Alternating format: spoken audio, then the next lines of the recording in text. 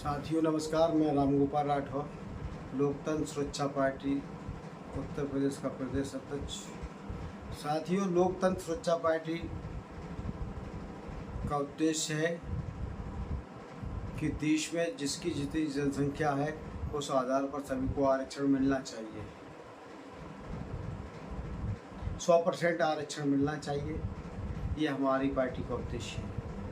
अब 100% आरक्षण लेने के लिए हमें उससे पहले जातिगत जनगणना कराना बहुत ज़रूरी है।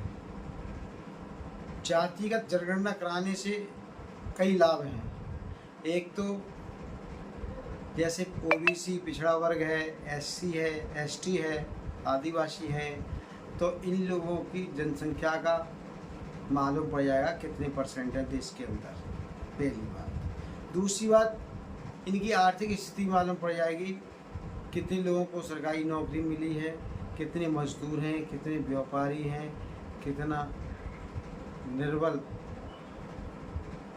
गरीब हैं, सर्वाधिक गरीब हैं। ये सारी भौगोलिक स्थितियाँ जनसंख्या से मालूम पड़ जाती है। हमारी सरकार 10 साल बाद जनसंख्या कराती है, उसी में अगर हम और बढ़ा लिया जाए 1, 2, 3 पॉइंट, तो इससे ये देश के सामने आ जाएगा कि पिछड़ा वर्ग पिछड़ा क्यों है।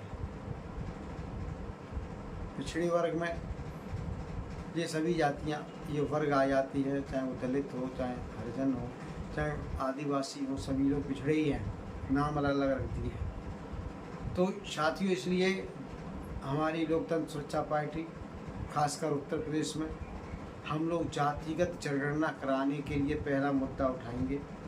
ये हमारी पार्टी का उत्तर प्रदेश के अंदर पहला आंदोलन हम लोग करने जा रहे हैं,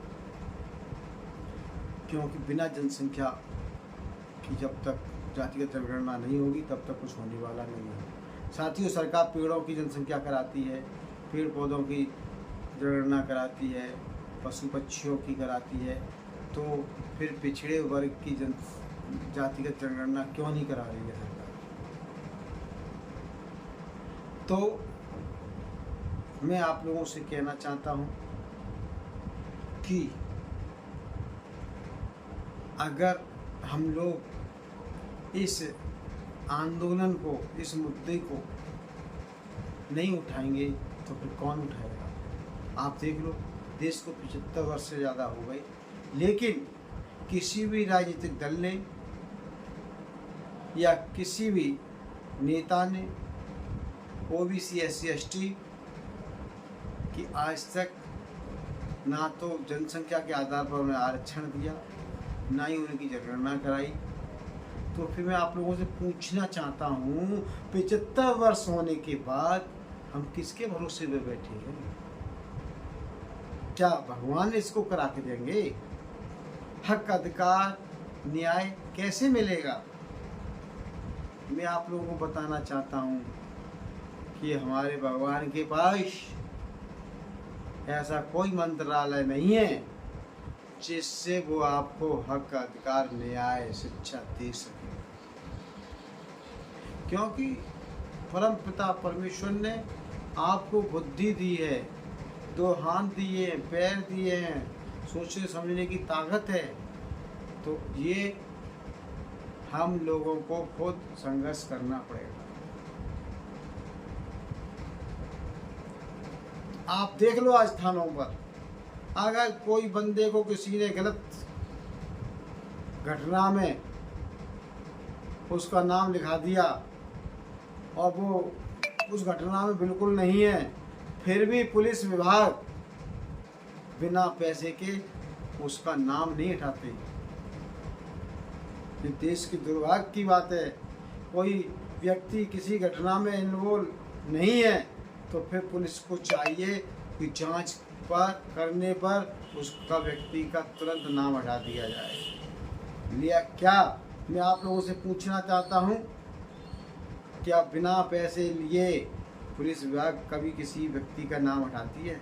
नहीं हटाती। और जो अपराध कर रहे हैं, जो अपराधी हैं, वो पैसे दे के निकल जाती है। साथ फंसता कौन है? जिनके पास पैसा नहीं है पैसे देने का, वो लोग जेल जा रहे हैं आज। तो कहाँ न्याय मिल रहा है? कहीं न्याय नहीं मिल रहा है।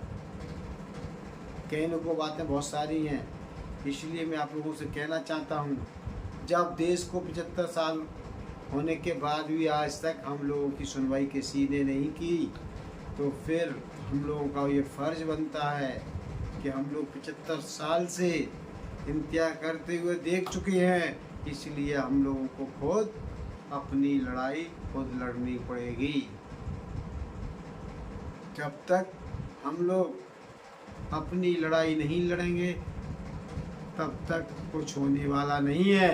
हमारे कुछ लोग भाग्य के ऊपर बैठे हुए, हमारे भाग्य में ऐसा ही है, ऐसा कुछ भी नहीं है। परमात्मा ने सभी इंसानों को बराबर बनाया है, सभी लोग वहाँ उसकी नज़र में सब समान हैं, चाहे वो किसी भी जाति का हो, चाहे गरीब हो चाहे अमीर हो। लेकिन यहाँ के चतुर लोगों ने, षड्यंत्रकारियों ने हम लोगों के ऊंच नीच में फंसा दिया है। इसलिए हम चाहते हैं जिसकी जितनी जनसंख्या है उसको उतनी हक अधिकार न्याय मिलना चाहिए, और उसके लिए हम लोगों को संघर्ष करना पड़ेगा। अब बात आती है कि हमारे पास समय नहीं है, पैसा नहीं है, तो साथियों ऐसा कुछ भी नहीं है। हम लोग फालतू इधर उधर घूमते जाते हैं, वहाँ कुछ भी मिलता नहीं है हम लोगों को, और हम लोग समय बर्बाद करती हैं, पैसा बर्बाद करती हैं इधर उधर जाने में। जब मिलना यहाँ पर है हक अधिकार न्याय, जब लखनऊ और दिल्ली में मिलता है, संसद विधानसभा में मिलेगा, तो फिर हमें इधर उधर मंदिरों में मस्जिदों में जाने की क्या आवश्यकता है?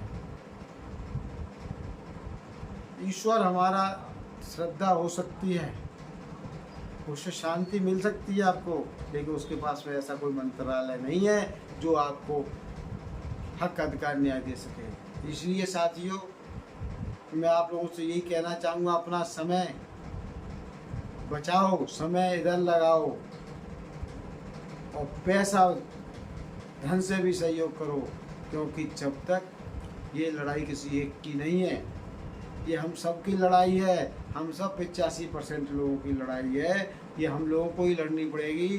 तो फिर हम इसको अभी लड़ लें, क्योंकि आज जो युग है, लोग चतुर लोग कहते हैं ये कलयुग है। हाँ, उनकी नज़र में ये कलयुग है, लेकिन हमारी नज़र में ये सतयुग है। क्यों? क्योंकि देश आज़ाद होने के बाद में सबसे पहले हम लोगों को हक अधिकार न्याय इस अभी मिला है, तो ये हम लोगों के लिए सतयुग है। लेकिन लोग उल्टा बताते हैं, क्योंकि उनके लिए कलयुग है, क्योंकि वो हमारा हक अधिकार छीन के खा रहे थे, इसलिए उनके लिए ये कलयुग हो चुका है कि वो अब यहाँ पे कुछ न्याय मिलने की व्यवस्था बना दी है डॉक्टर भीमराव अम्बेडकर जी ने। उनके लिए पहले वो सतयुग था, हमारे लिए वो पहले वो कलयुग था। इसलिए मैं साथियों आप लोगों से कहना चाहता हूँ, संविधान में हम लोगों को जो अधिकार दिए हैं उनका उपयोग कर लो, क्योंकि अब आगे कितने दिन सुरक्षित रहेंगे हक अधिकार कोई मालूम नहीं है साहब। इसलिए हमारे माननीय राजकुमार सैनी साहब ने लोकतंत्र सुरक्षा पार्टी का गठन किया, क्योंकि इस लोकतंत्र की सुरक्षा करना ही हमारा पार्टी का उद्देश्य है।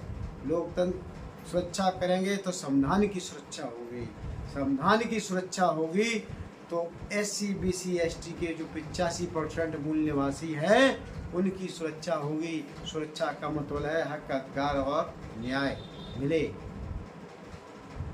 और 85% लोगों की जब सुरक्षा होगी तो देश की सुरक्षा होगी, यही देश के हित में है। लेकिन हमारे चतुर लोग हमारे युवा पीढ़ी को बहला रहे हैं कि देश की रक्षा होनी है, देश हित में काम करो। भाई देश हित क्या है? देश हित 85% है, 85% के लोग जो रहते हैं वही देश है। इसलिए चाहता हूं जब 85% लोग को अधिकार न्याय नहीं मिलेगा तो कहाँ देश हित रहा। मैं युवा पीढ़ी को समझाना चाहता हूं, आप गुमराह हो रहे हैं। आप भटक रहे हैं। 75 सालों में आपने क्या सीखा? आपके पूर्वज लोग गरीब थे, सब लोग गरीब थे और आज भी गरीब है। हम उसी दिशा में जा रहे हैं, गरीबता की ओर। अरे कम से कम ये तो देखो, वो लोग क्या कर रहे हैं। चतुर लोग अपने बेटे लड़कों को विदेशों में पढ़ा रहे हैं, उनका कोई बंदा लड़ने नहीं आ रहा है। आप लोगों को हिंदू मुसलमान करने में लगा रखा है। लड़ो लड़ो, देश हित में हिंदू राज्य स्थापित होगा, हिंदू राज्य स्थापित होगा। कैसे हिंदू राष्ट्र स्थापित होगा? कभी ये तो देखो, हिंदू राष्ट्र स्थापित होने के बाद हम लोगों के साथ क्या किया जाएगा? कभी सोचा है? हिंदू राष्ट्र, पहले हिंदू राष्ट्र घोषित था तब क्या हुआ था हम लोगों के साथ? हम लोगों को गुलाम बना दिया था। यही दोबारा तुम गुलाम बनने जा रहे हो अपने हाथों से। तो साथियों, आपको जो कुछ करना है वो कर लेना, लेकिन हमारा तो उद्देश्य इतना ही है कि जो अगर हम लोग हिंदू हैं तो हिंदुओं को मजबूत करो, आर्थिक स्थिति से मजबूत करो ना। तुम क्यों नहीं करते हो आर्थिक स्थिति से मजबूत हिंदुओं को? हिंदू कौन है? जब अधिकार नहीं मिलता है, न्याय नहीं मिलता है, तो SC/BC के लोग हिंदू, तो आप लोग ब्राह्मण क्षत्रिय बनिया हिंदू हो जाता है। ये क्या है? ये दोहरी रीति नहीं चलेगी अब। इसलिए अपने हक करके लड़ाई लो। जय हिंद, जय भारत।